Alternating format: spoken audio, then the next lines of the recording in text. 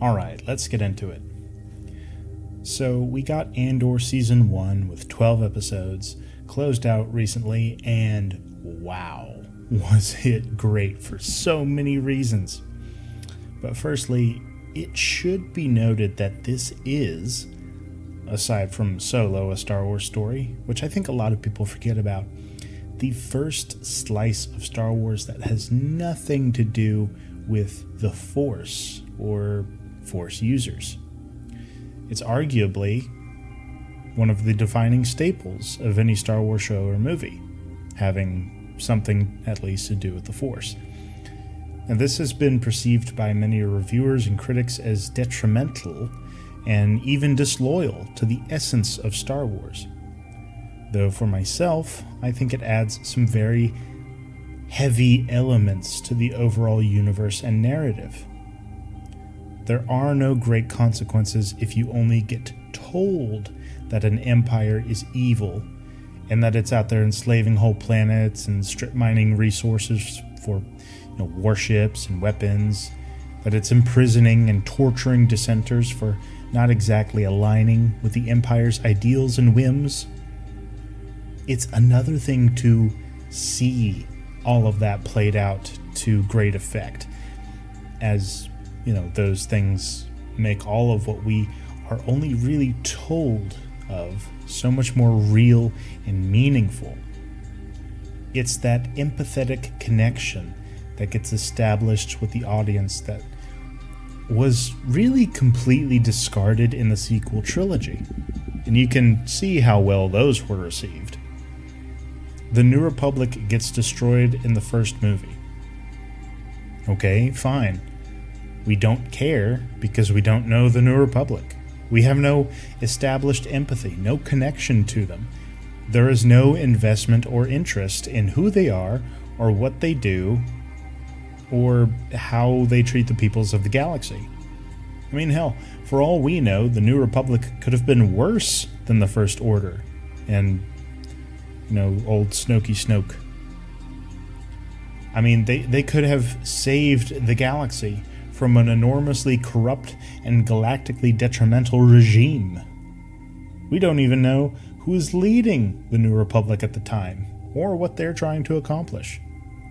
We do know that they're perfectly fine with war profiteering and catering to their elite citizenry, very much the same way the First Order is, and just like the Empire before them. So, how exactly does Andor provide us a great addition to the story of Star Wars?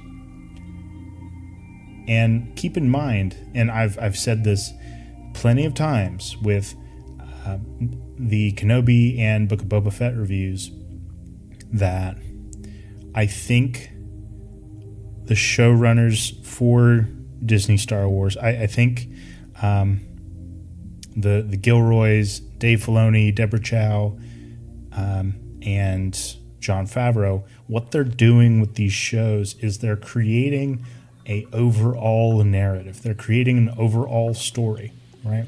Much like how the dozen or so authors of the old Expanded Universe novels did. They worked cohesively, even though they wrote very different stories, to make sure that there was a general continuity.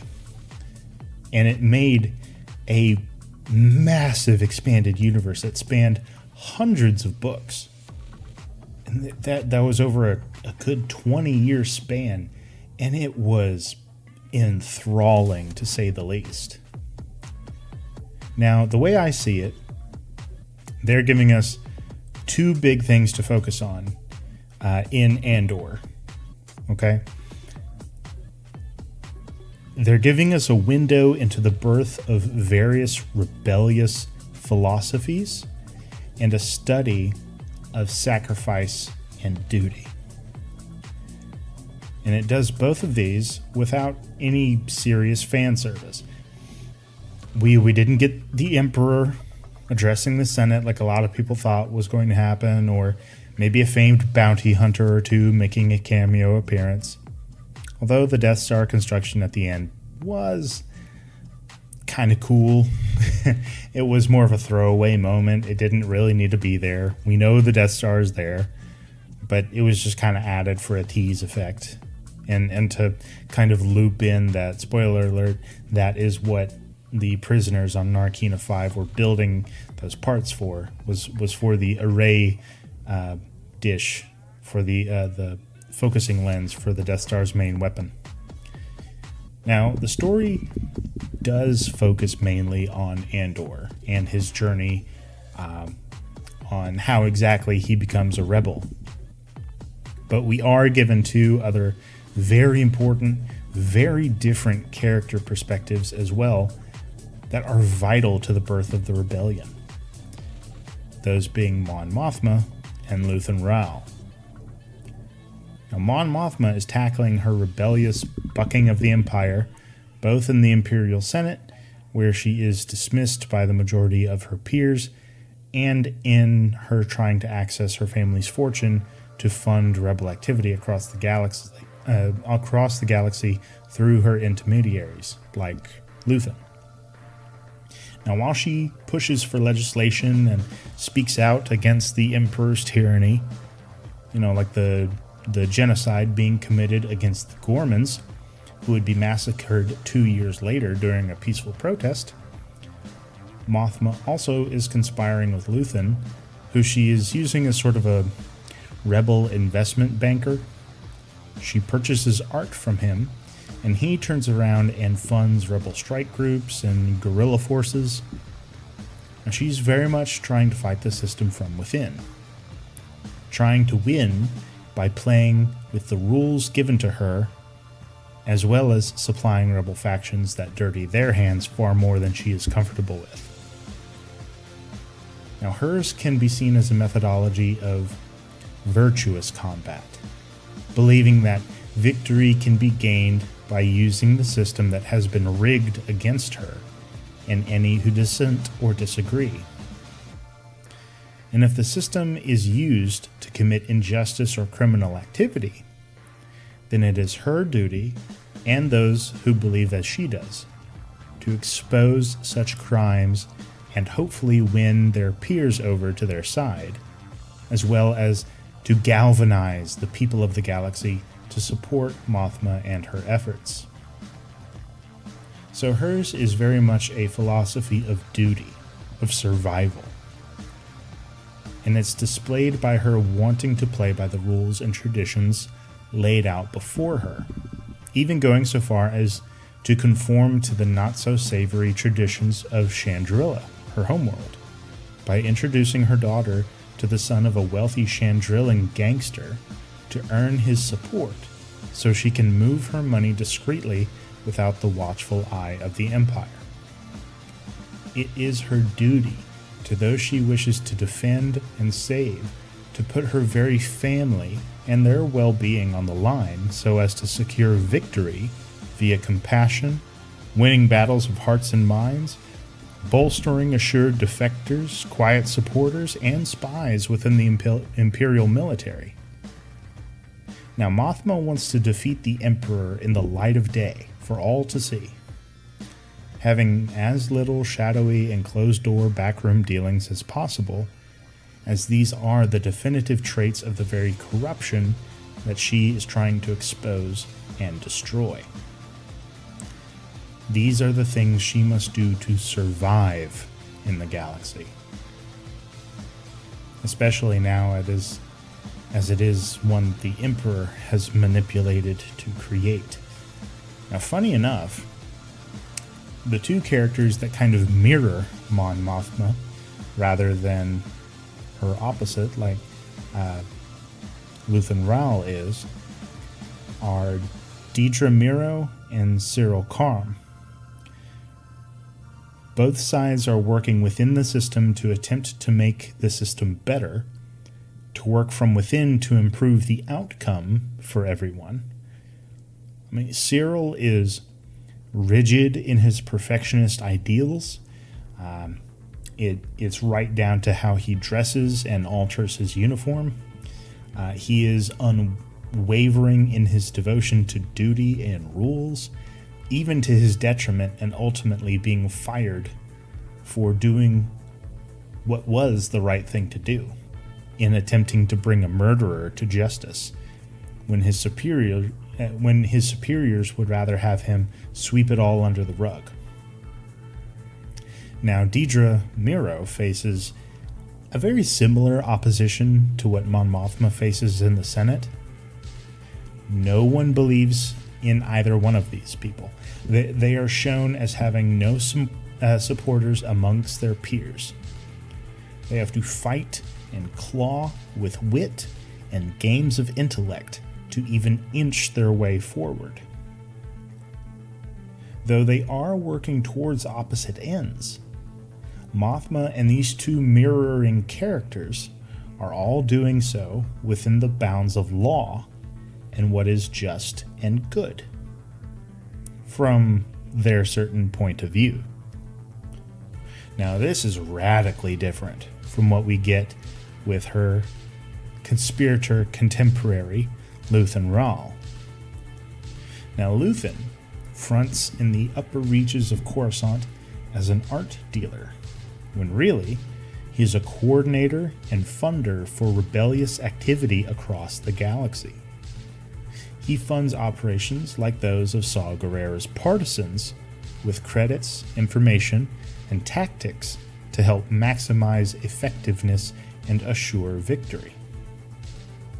Now, Luthen he advocates a ruthless and merciless methodology, taking no prisoners, thinking only of the mission, utilizing brutality and pragmatism as needed to ensure that their enemies take the most damage to their resources and their manpower, as well as their overall plans for crackdowns on the galactic populace. If he can weaken the Empire's grip just a little bit, Luthen will spend whatever he needs to do so. And though this ideology that Luthen employs, he not only does it for himself, but he also implements it with his agents, like those that he sent to steal an entire Imperial sector's payroll. He does so with Cassian. He does so with Saw Gerrera. He demands that everything be sacrificed for the good of the mission. Now, that is Luthen's overall philosophy of action and of sacrifice. In order for victory over ultimate evil to mean anything real, then he must sacrifice everything, just as Luthen told his insider ISB agent, Loni Jung, in his spine-chilling speech, that he is damned to use the tools of his enemy, destined to fight for a sunrise that he will never see, that he has burned his life and his morals as kindling to destroy something far more evil than what can be handled with conventional or righteous means. Now, Luthen has his own mirrored characters as well in Saw Gerrera, Kino Loy, and Marva Andor. Now, Saw leads a guerrilla unit of rebels against the Empire. We've seen him before in Clone Wars, Rebels, Rogue One. They're raiding Imperial bases and supply lines where they can, and they occasionally receive intel and funding from Luthen. Now, to me, Gerrera is a bit more of a radical end of Luthen's ideology, as he has no qualms about damning himself or anyone around him to bring down the Empire. He'll do whatever it takes to destroy them, and I say that he is the more radical end of Raal because of the void of morality, his complete lack of ethic, and being perfectly fine with everything as long as it brings results. While all of these things at least cause inner conflict and despair within Luthen. He, in that speech he gives to Lonnie, he expresses that he doesn't want to be this way. He realizes that he is in a position where he is forced to be a villain, to fight a villain. And he understands that all of what he is, or a lot of what he is doing, is immoral. And it clearly causes him great grief and suffering. But Saw Gerrera has none of that. He was brought up during the Clone Wars. His sister died while they were fighting for their planet against the Separatists. And he's been fighting ever since. He went straight from fighting the Separatists to fighting the Empire. From day one of the Republic turning to the Empire, he is fighting them. So Saw is very much someone that has been drenched in the confines of war, and he knows almost nothing else. So he's become very desensitized to it, where I can kind of get the feeling that Luthen, with him, a lot of this is new, a lot of it is unfamiliar, and he doesn't have a taste for it still, and it's still repugnant. He still has some bit of his soul left, whereas Saw was willing to sacrifice it. As soon as his sister died, anything to defeat the enemy, he's good with. But Luthen, he is being crushed by the weight of building the rebellion, with having to sacrifice lives and people he knows, the likes of Anton Krieger and his fighters, for instance. He lets the Empire and the ISB ambush and kill them when he knows that the intel that he and Saw have can save them. Now, Luthen lets them get killed to keep his agent within the ISB safe and working, so the rebellion can keep getting information from the inside. And when Saw hears this, he whirls on Luthen and asks, well, what if he had been the one to walk into the ISB's trap? If then, would Luthen be sacrificing Saw as well? Now, from the audience perspective, we know he would. And from everything we've seen from Gerrera, from the Clone Wars, Rebels, and on, we know that Gerrera wouldn't hesitate to sacrifice Luthen or Krieger for the greater good. Now, a little bit less extreme is Kino Loy. Now, Kino Loy is a great brief mirror of Raw in how he is leading the prisoners on Narkina 5, at least in their one building. He is the one keeping them in line. He keeps them slaving away for the Empire until their days imprisoned are up and they can go free. He reiterates focus on their remaining days, their work, their health and mental well-being, or else the prisoners suffer from the monotony of repetition.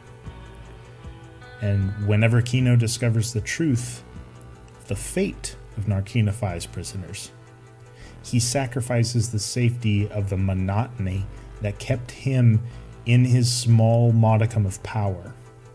He sacrifices the sure thing for what will ultimately mean his death, but will also mean freedom for everyone else. To him, it doesn't matter at the end that he can't swim, and that if he jumps, he will drown and die. Or if he stays while everyone else leaves, he will be recaptured and be killed as well. But as long as he robbed the Empire of what they were getting from their prison laborers, even for a few measly parts for a day, if he is able to deprive his enemy of them for just a moment, then for him, that becomes worth the sacrifice. Now, granted, he is convinced and urged on by Cassian, but the inspiration and the motivation 100% come from Kino Loy. Cassian just encouraged what was already there, which was the courage to lead and to sacrifice. Now, it's obvious to me that these two philosophies of duty and sacrifice are the main themes of the show overall. But, like any good work of fiction, especially dystopian sci-fi fiction, it has a lot of layers of deeper meaning and intrigue and meaningful characters, nods to the future. It's all strewn throughout the show, and it colors the show so as to shine as a gripping and thrilling addition to the Star Wars universe.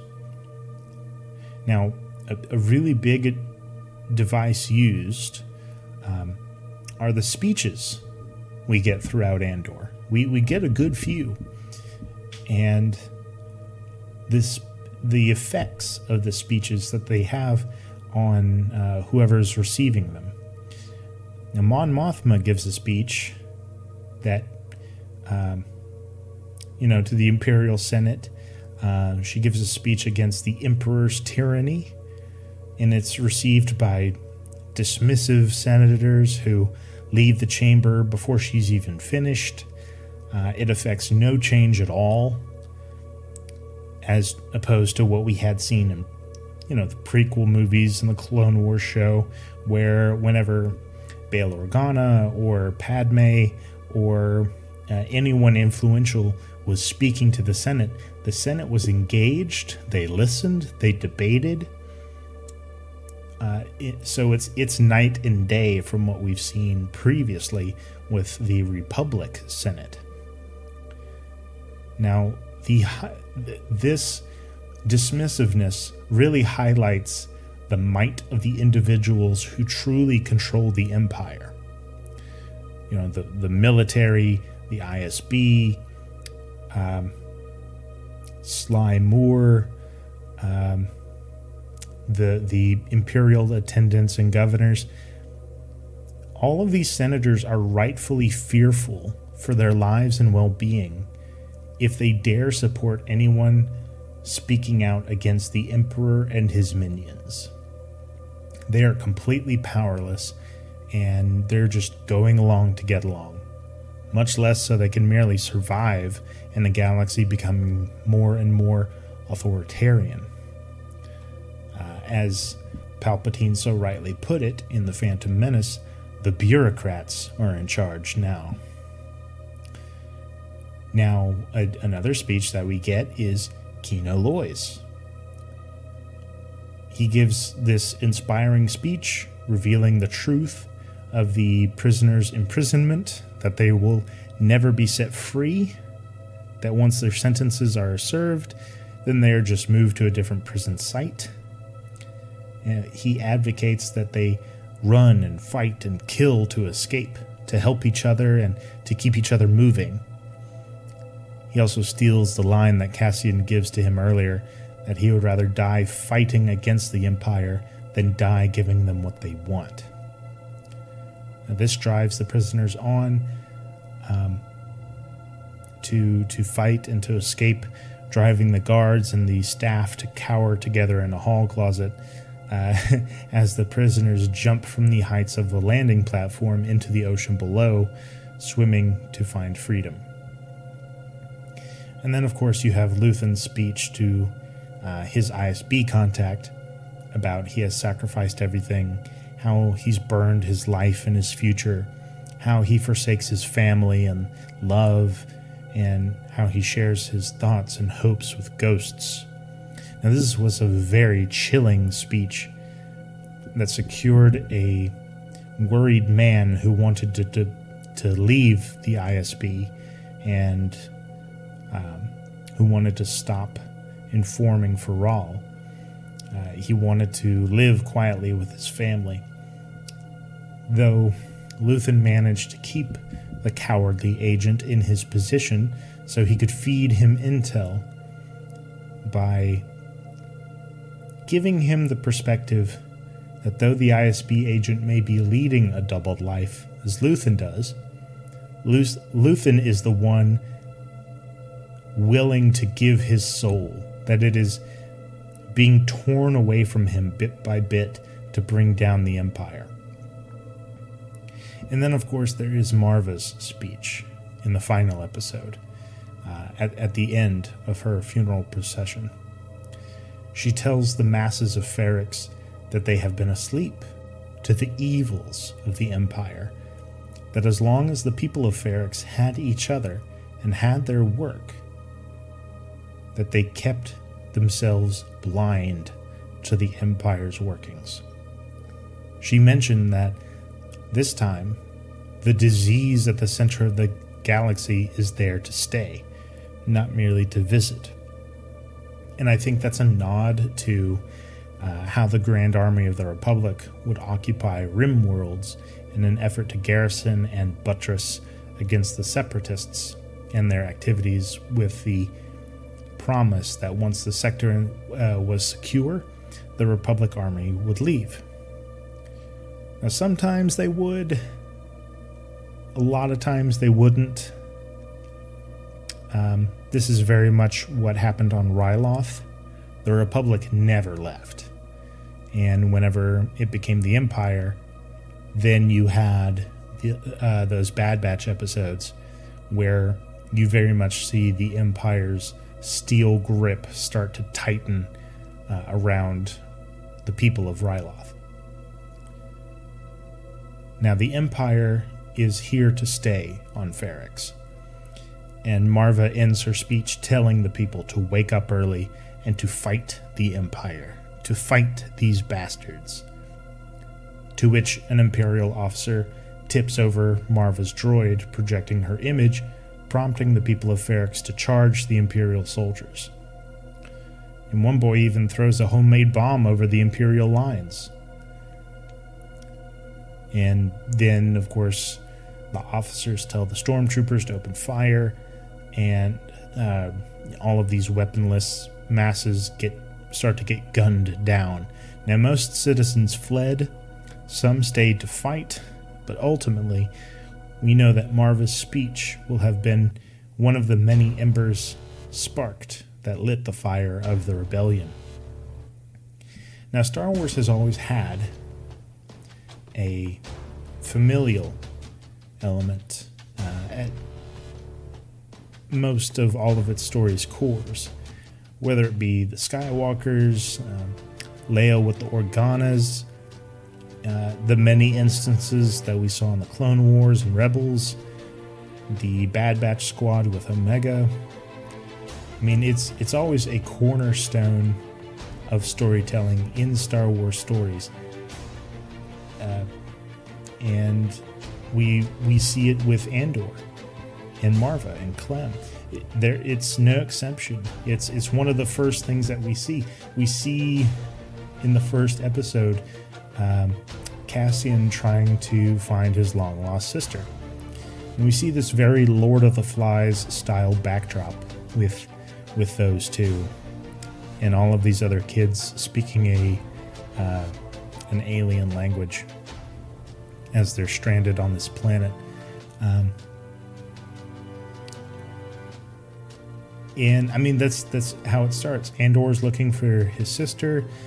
He's then adopted, and we get complicated dynamics with Mon Mothma and her family and their traditions. We get this unspoken relationship between Cinta and Vel. And then that's complicated because Cinta very much adheres to Luthen's ideology and puts everything, including their relationship, on hold, and and on the front lines against the Empire, so they can finish the missions, so they can strike back against the Empire. And all of this is set against a very detailed and gritty dystopian backdrop where the ends justify the means, where anyone can be carted off to prison for no reason at all, where hundreds can be killed to keep a dark secret quiet.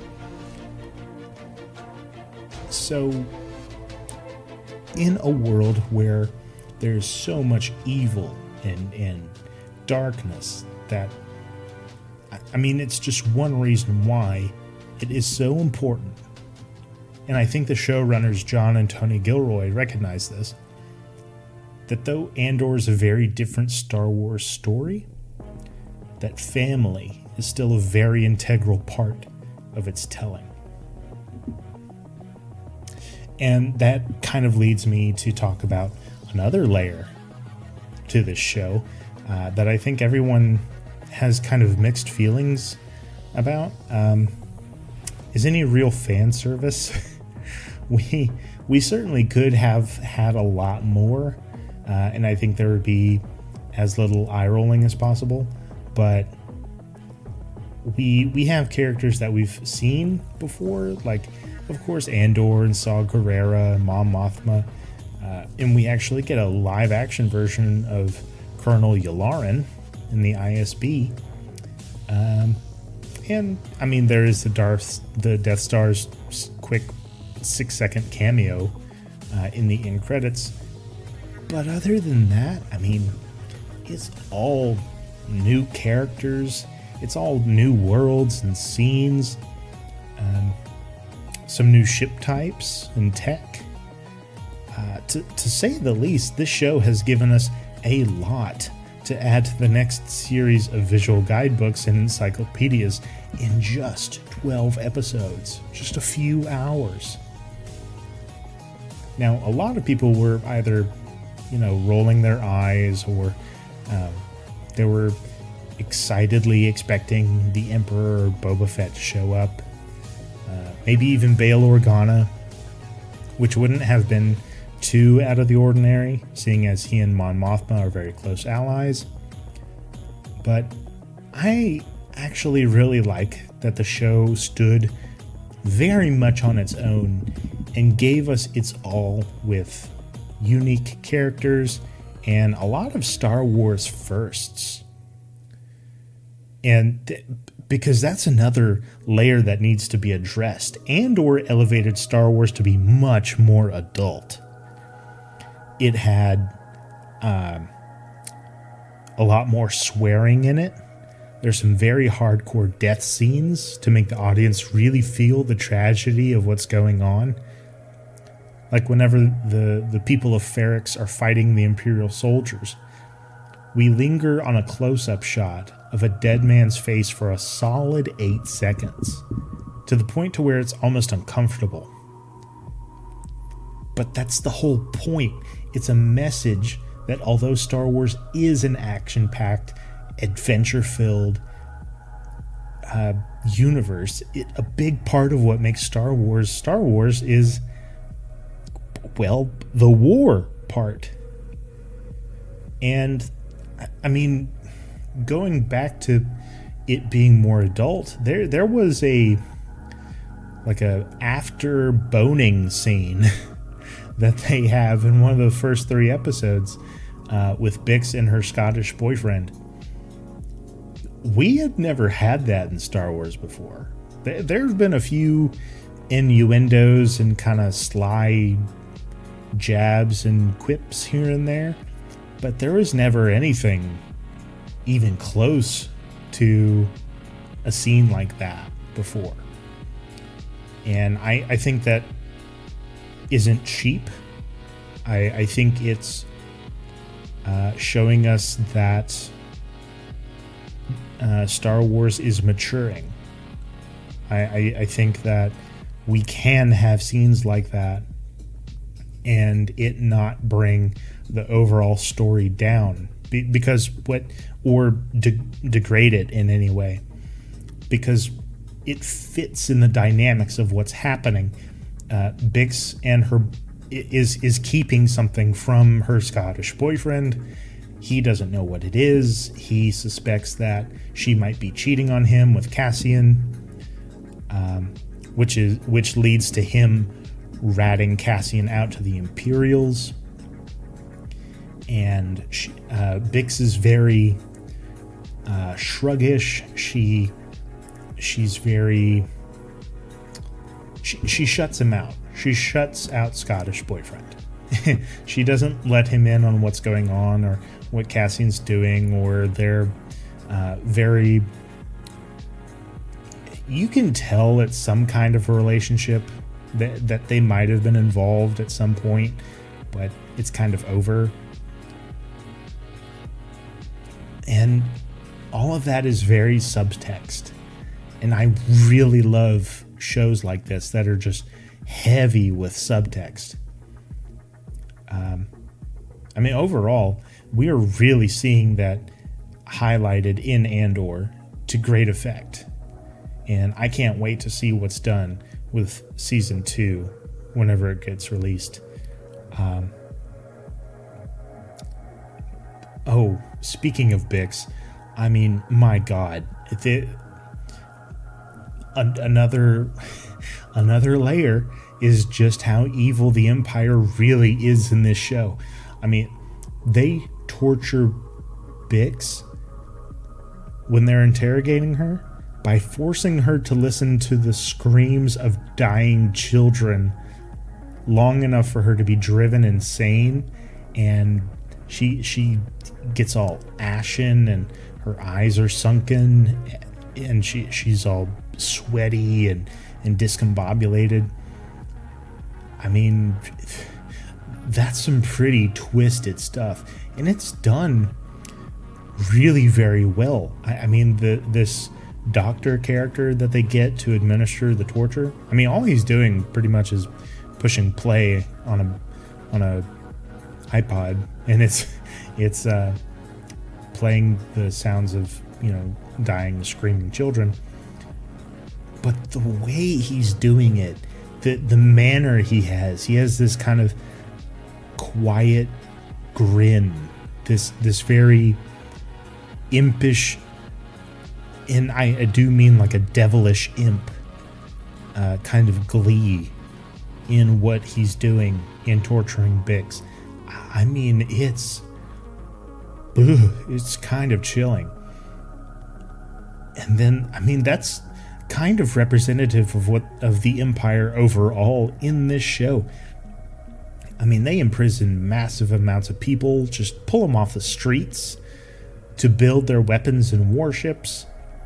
They lie to prisoners to keep them enslaved.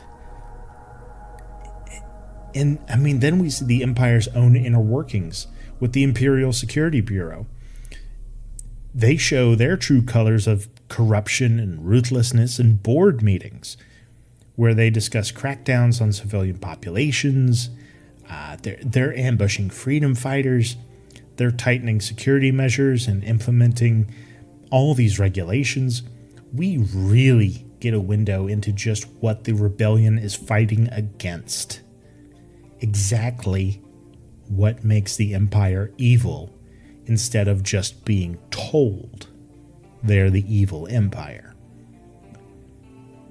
And of course, one major layer of Andor to be explored is, well, Andor himself.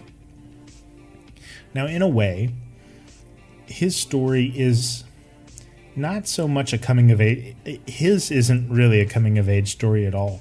He does have a good amount of character development, but instead of the classic hero's journey, or instead of him having some huge revelation, I mean, he doesn't have to learn any new skills or become a better fighter. He doesn't have to get better at blending in or stealing or anything that we would normally see in a coming of age story. Like, we don't have to see any skills being developed like we would have seen with Luke or Ahsoka or Anakin. He's already a top-notch soldier, an assassin, and a spy.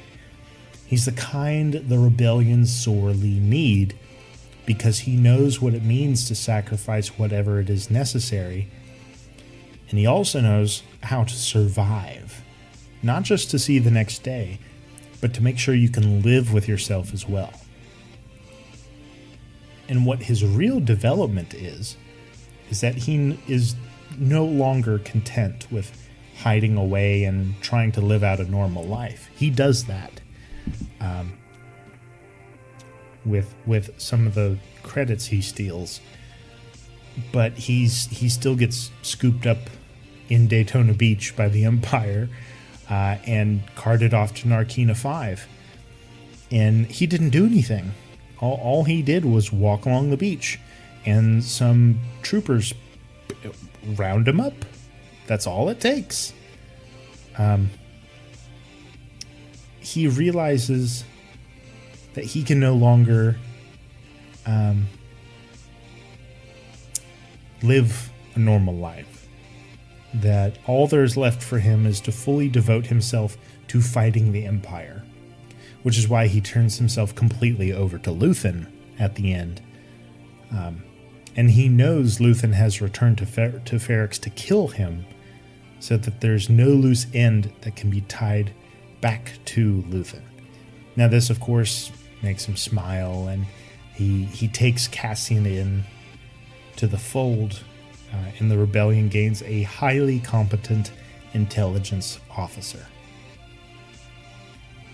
And it's this kind of show that makes me really look forward to what I know will be possible for the future. I want this kind of show, but with the Bothans trying to get the plans for the second Death Star, and the Emperor laying traps and allowing the plans to be stolen. I want to see the Rebel fleet engaged at Sullust. I want to see the Imperial Navy's reaction to the death of Vader and Palpatine. And I think this show has proven that we can have that kind of show or movie.